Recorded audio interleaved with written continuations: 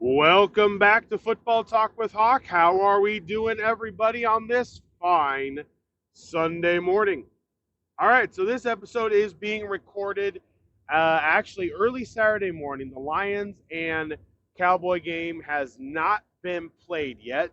My recent podcast went live last night during the game. So I am actually going to pick the Lion and Cowboy game. We are going to get straight into Hawks Pick Six. We're going to do the Pick Six for the week, and then I'm going to give you some playoff scenarios and how things could actually play out as well. So thank you so much for stopping by. Thank you so much for listening. If you're on Spotify, welcome. If you're on YouTube, make sure to subscribe and hit that like button. All right. Here we go. Game number one. I am picking the Lions over the Cowboys. I am picking the Lions over the Cowboys. Period. I like the Lions' offensive line. I like the Lions' size. I think they can run the ball the way Buffalo did, the way Miami did. Yes, Dallas at home is a different team. Here's the thing. Road Lions aren't great. We all know this. I think road Lions are worse when they get a huge lead. But in a dome, do you remember what they did to the Saints? They jumped out on the Saints and then let the Saints back in the game. I believe that if this game ends up being more of an even keel, if they get the ball first, and if I'm Dan Campbell, I'm taking the football right away. I want the ball first. I want the ball immediately. And I want Goff, Gibbs, and Montgomery to run a 10-play, 12-play drive, take 6 minutes off of the clock, and score a touchdown on the first drive. To me, the Lions are really in a prime spot here. According to the odds makers, and all odds that I do are provided by FanDuel, they are 4.5-point underdogs. I think that's way too much. I think it should be 3 points. I know the road Lions are bad. They're not the same team, but it's a dome. This is a dome. It's less of a home advantage when it's a dome, especially when you're playing another good team. If you're playing a bad team, yeah, it's an advantage. When you're playing a good team, not as much. So one of my picks this week is Lions over the Cowboys. All right, my next pick. I am going to go with a favorite this week. I'm going Texans over Titans, and they're going to cover. C.J. Stroud is back. The Texans win out and basically get into the playoffs. Win out, they're in the playoffs. That's it. Controlling their own destiny. C.J. Stroud is back. They protected him with the concussion protocol. Listen, he's been out for a while with the concussion protocol. To me, that was the team being overly careful, not rushing anything back. And I believe C.J. Stroud comes back, gives them the jolt they need. Their offense looks better. It looks crisper. I think it'll be a very simple offense. And I think he carves up the Titans this weekend. I've got the Texans over the Titans. I'm also going to go with a road team. I'm going to go Falcons upset the Bears. Falcons, 2.5-point underdogs on the road against the Bears. Yes, I love the Falcons team. I do not like them on the road most times. The last time that I did this, they were playing the Jets. That game ended up being 12-8. Really weird game. I think that's another scenario that we have here. Arthur Smith last week got his guys to play. They believe they can make the playoffs. Taylor Heineke fits into the offense that they have. Bijan Robinson, Drake London, Van Jefferson, Kyle Pitts, Jonnu Smith. The weapons are there. The pieces are there. They'll draft another receiver in the 5th or 6th round that'll play really well with Drake London. Maybe even earlier. That's possible. But I like the Falcons pieces. The Falcons pieces are solid. They look good. And I absolutely think that Arthur Smith is going to have this young team with the veterans that are there ready to play Justin Fields. It's going to be against the run. Zach Harrison, Calais Campbell, Bud Dupree. It's all going to be about keeping Justin Fields in that pocket the same way they did against Gardner Minshew and the Indianapolis Colts. And I honestly think they have the ability to. I think the game's going to be outrageously close. I think it's going to be really close. But I'm going to go Falcons upset the Bears on the road because they're not going to know the score of the Bucs and Saints game necessarily, and because they can technically win out, and if Tampa Bay loses out, they can make the playoffs. I think they do this. I think they play hard this week, hoping for a chance and hoping the Saints can knock off the Buccaneers. All right, the next game we're going to pick, Raiders at Colts. I hate picking the Colts. I really do. The reality is against the Bengals, against the Falcons, against the Patriots, looked horrendous. Both games against the Titans, we really didn't look good. Jacksonville basically mopped us both times they played us. I don't like this game. But I do believe the Colts get the win. I think Antonio Pierce is going to have the Raiders ready. I really do. I think the Raiders are going to be ready to play. I think the second half is actually where the Colts gate away. I could see the Raiders going into halftime with a 13-10 lead. But the second half, I think the Colts get away, pull out the W, 23-16, 23-19, something to that effect in the second half. So I'm going with the Colts at home.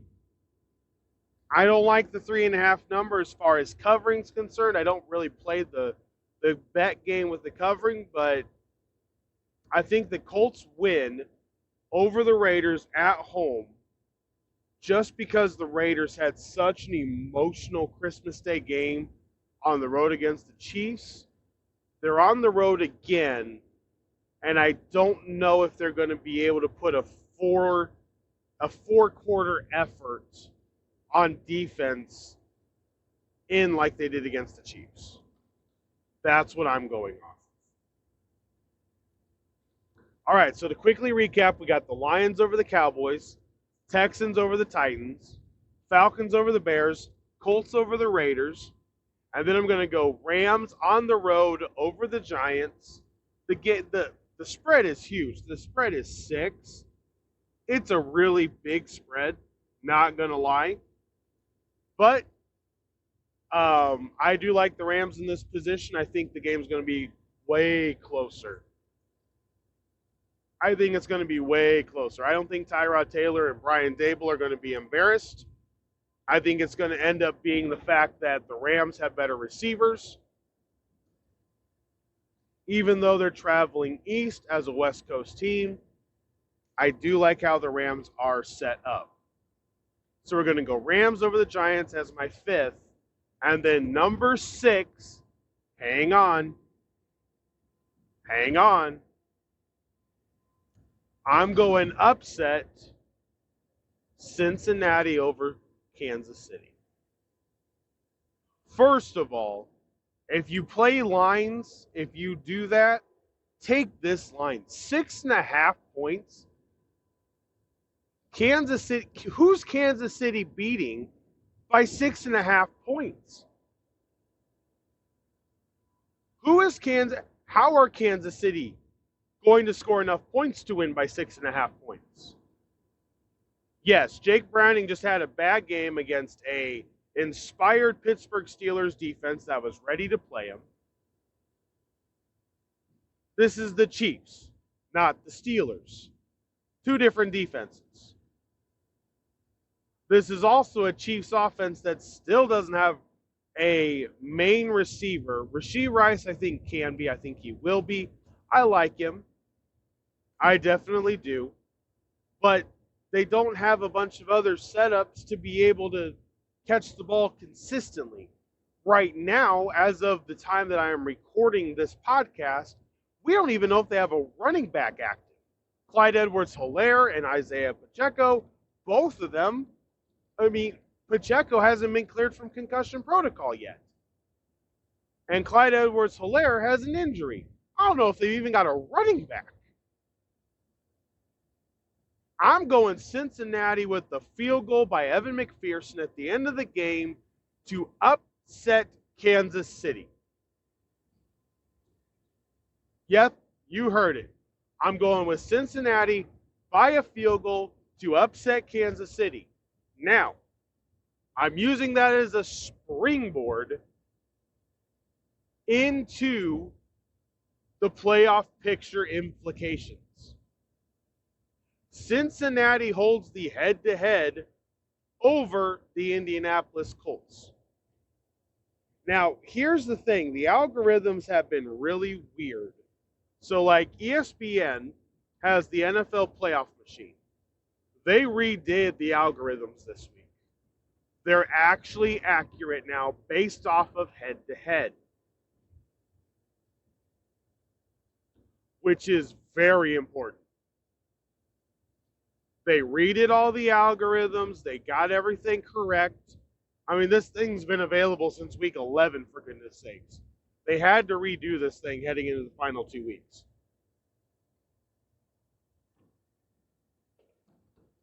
Cincinnati holds their own playoff destiny in their hands.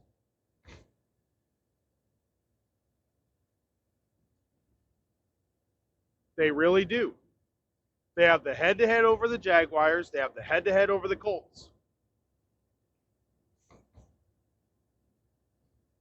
Beating the Chiefs would be a huge boost for them. Then on top of that, beating the Browns in Week 18 gives them another record boost. Both of those teams are 11-win teams.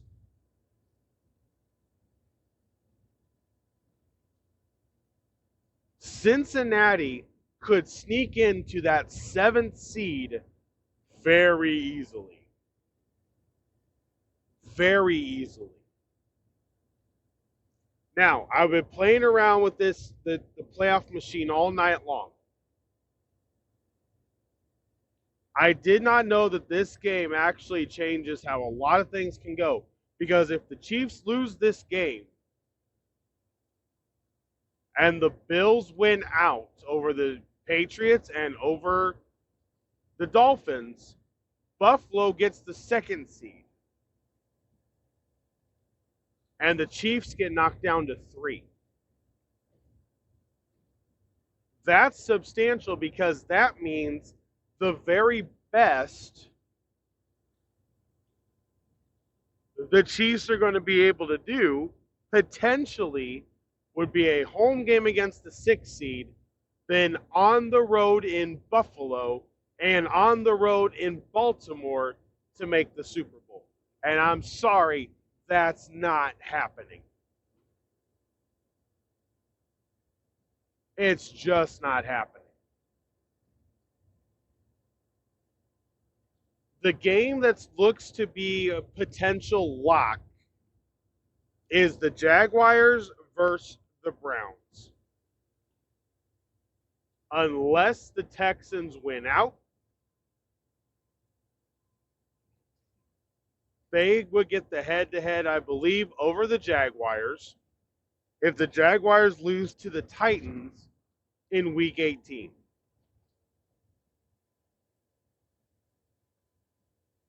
They would get the head-to-head, and in that case, the Texans would be home against the Browns. This time with C.J. Stroud. Not Case Keenum and not Davis Mills. Different offense. The Jaguars have the Panthers this week. Trevor Lawrence is sitting. If they lose this week, the Jaguars will have squandered the massive lead they had in this division. They had this division intact and squandered it. And Doug Peterson's going to have to go back to the board and wonder, okay, where did I mess up? Really, he does. Now, I'll answer the question. You messed up when you started Trevor Lawrence 2 games he shouldn't have been starting. They should have benched him on the road against the Browns. They just should have. Benched him on the road against the Browns. Let his ankle heal up. He's thrown so many interceptions the last 2 weeks. The interceptions, just look, he's not throwing the ball well. That foot is affecting him. He can't plant. There's not enough power behind the ball. I hate it when commentators he's had a bunch of turnover problems. He can make those throws when he's healthy. He can't make them right now. That's the difference. I love the fact that they're benching him for this week. Doug Peterson better come up with something really good offensively to be able to get C.J. Beathard comfortable, control the clock. To me, this is the game. Tell your defense, I need one game. I need you guys to lock down this rookie quarterback in this game. We're great at takeaways. I need you to take the ball away. We're going to score field goal. Hopefully score a touchdown or two in between. But we're going to win this game between 20 and 27 points on the scoreboard. We need one game out of you defensively so that our star quarterback can be back when we need him to be here when the playoff games are decided. Now, you look at the other side. I said this in one of my previous podcasts. It looks like the Packers and Vikings are both trying to lose. It really does. I don't think either team believes they can make the playoffs, which is going to be hard. Seattle made it really difficult when they beat Philadelphia. They really did. The win over Philadelphia put Seattle above 500 and gave them a legit shot at getting the 6th seed still, if they can win out. Now, I still think they lose in Week 18. It's one of my picks for next week. I'll tell you right now, Week 18, I'm taking Arizona at home over Seattle. Arizona to close out the year, I'm taking them at home to beat Seattle. Division game, Kyler Murray is going to be tired of losing. I think he comes out. Hollywood Brown is officially on the IR. Big deal. I think he comes out. I think he throws the ball really well. I think the tight ends are involved. The screen game's involved. They win at home. But because of that, they're automatically 9-8 if they take care of business against the Steelers this weekend.